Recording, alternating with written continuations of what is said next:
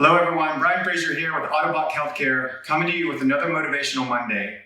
First off, I just wanted to say great job to everyone on the social distancing. If you've been keeping up with the news on the COVID-19 virus, the curve is starting to flatten, but now we have to be more vigilant than ever, so please keep it up.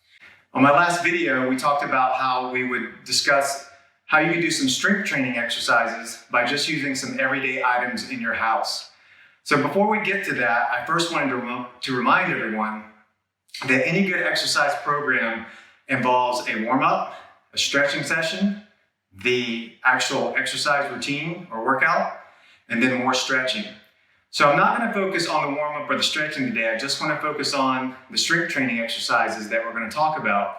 But you can review some of the earlier videos that we've done with Motivational Monday where we do go over some of those warm-up and stretching exercises. Before we get started, I want to go through some of the products that we're going to be using today. This was a previously used gallon of milk that I filled with water. You could also do that with a water jug. A full jug is going to be around 9 pounds. And what's nice about that is you can modify the amount of water that you have in the jug if 9 pounds is too much. So with that being said, let's get started.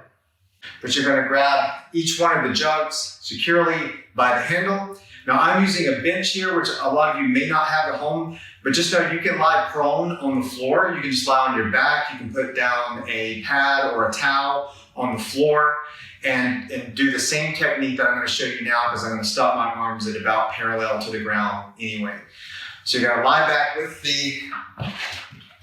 the jugs, relax your head, and then what I'm going to do is I'm going to hold the jugs together parallel to the way that I'm lying on the floor or on the bench.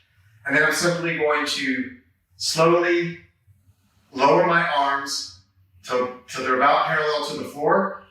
And then I'm going to come back up again. So again, 1 1,000, 2 1,000, 3 1,000, come back up. And the other thing that's good to do is that once you get to the top of that motion, you really want to squeeze your pectoral muscles together. You want to squeeze your chest together and really get a firm contraction with that. Now, another version of this is that I can bend my elbows a little bit at the end of the range. And if I do that, I'm going to feel that more on the outer part of my chest. So again, I'm going to bend my elbows at the end of that range and then come back up again. And again, that's just going to put a little bit more stress on the outer part of my chest and hit it in a different way.